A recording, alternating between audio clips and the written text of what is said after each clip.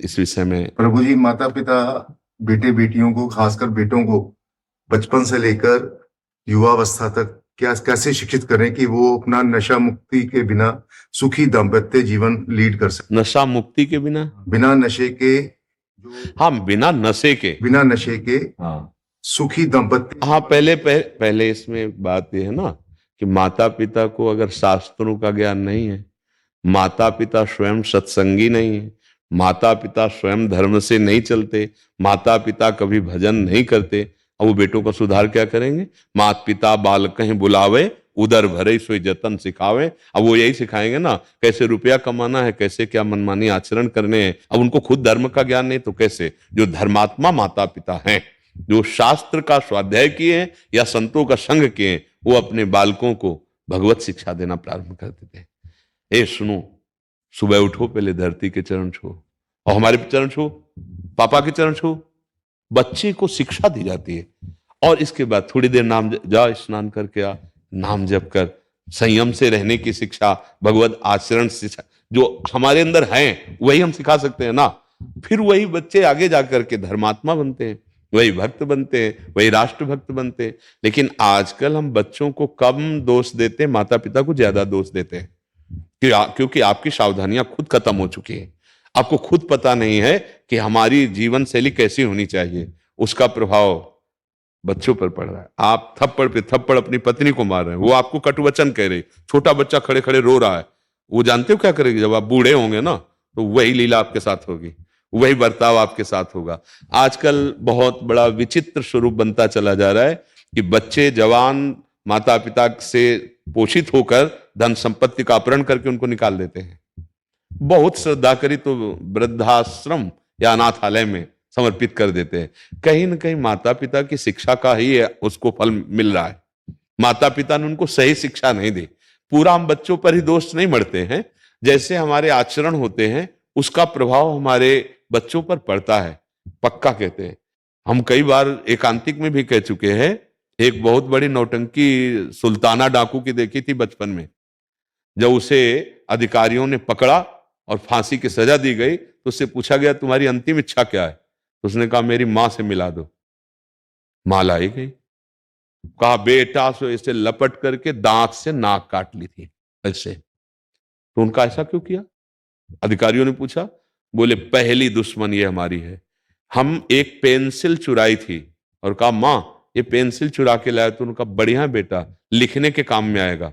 बस उस वचन ने मुझे सुल्ताना डाकू बना दिया और आज मैं फांसी पे चढ़ रहा हूं, इसलिए इसकी नाक काटी। अगर उस समय एक थप्पड़ मार देती तो जीवन भर के लिए मेरी गलती का ये संस्कार न पड़ता। तो बहुत कुछ, सबसे पहले माता पिता गुरु होते हैं, वही हमें शिक्षा देते हैं। पर माता पिता ही व्यसन युक्त हैं तो बच्चे को व्यसन मुक्त कैसे कर सकते हैं? माता पिता ही व्यभिचार युक्त हैं तो बच्चे को कैसे कर सकते हैं? माता पिता ही भ्रष्ट बुद्धि के हो रहे हैं तो बच्चों को संस्कार कैसे दे सकते हैं? गर्भस्थ शिशु से संस्कार प्रारंभ हो जाता है। जिस दिन पता चले कि गर्भ में बच्चा आ गया है उस दिन से ब्रह्मचर्य का पालन दोनों को करना चाहिए, माता और पिता। कैसा है? बच्चा प्रकट हो गया है, अब हम उसके संस्कार जैसे डालेंगे वैसे बन जाएंगे। हमारे यदि गंदे आचरण तो अपने आप उसमें संस्कार जा रहे हैं। समझो जब वो जवान होगा और अपना वर्ताव प्रकट करेगा तब रोते घूमोगे कि हमारा बेटा है। नहीं नहीं, उसके जनक आप हैं, जनक माने पिता, उन संस्कारों के भी जनक आप हैं। तो हमें लगता है कि बेटों से ज्यादा शिक्षा की जरूरत माता पिता को है। अगर वो सही आचरण करें तो अपने बेटों को सही आचरण सिखा सकते हैं। जब उनमें सही आचरण नहीं होगा तो कैसे सिखा पाएंगे? अब हमें बताइए क्यों? अच्छा, इसके बाद अपनी बेटी आवे तो सास कैसा बर्ताव करेगी, विचार करके देखो। और बहू के साथ कैसा बर्ताव करेंगे? ठीक है, बहू से पूछो तुम अपनी मां के साथ कैसा बर्ताव करोगे, सास के साथ कैसा कर रहे हो।